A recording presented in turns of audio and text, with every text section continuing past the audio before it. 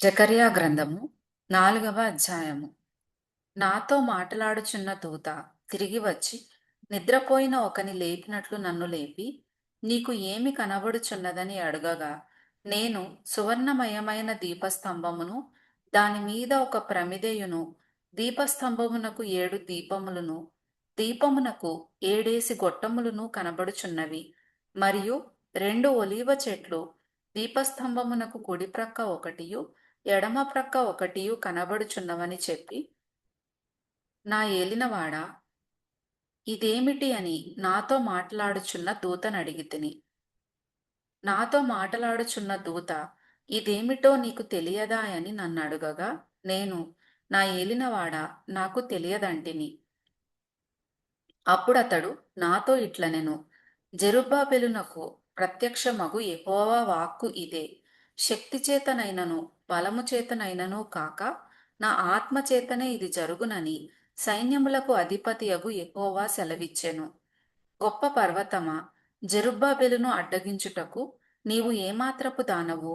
నీవు చదును భూమి వగుదువు.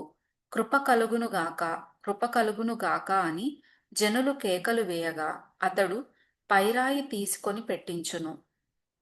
యెహోవా వాక్కు మరల నాకు ప్రత్యక్షమై ఈలాగు సెలవిచ్చెను. జెరుబ్బాబెలు చేతులు ఈ మందిరపు పునాది వేసియున్నవి, అతని చేతులు ముగించును.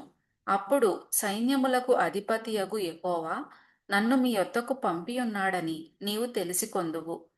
కార్యములు అల్పములయున్న కాలమును తృణీకరించిన వాడెవడు? లోకమంతటను సంచారము చేయు యెహోవా యొక్క 7 నేత్రములు జెరుబ్బాబెలు చేతిలో గుండునూలుండుట చూచి సంతోషించును. దీపస్తంభమునకు ఇరుప్రక్కల నుండు ఈ 2 ఒలీవ చెట్లు ఏమిటివనియు, 2 బంగారపు కొమ్ములలో నుండి సువర్ణ తైలమును కుమ్మరించు ఒలీవ చెట్లకున్న 2 కొమ్మలను ఏమిటివనియు నేనతనిని అడుగగా, అతడు నాతో, ఇవేమిటివని నీకు తెలియదా అనెను. నా ఏలినవాడా, నాకు తెలియదని నేననగా, అతడు, వీరిద్దరూ సర్వలోకనాథుడగు యెహోవా యొద్ద నిలువబడుచు తైలము పోయువారై ఉన్నారనెను.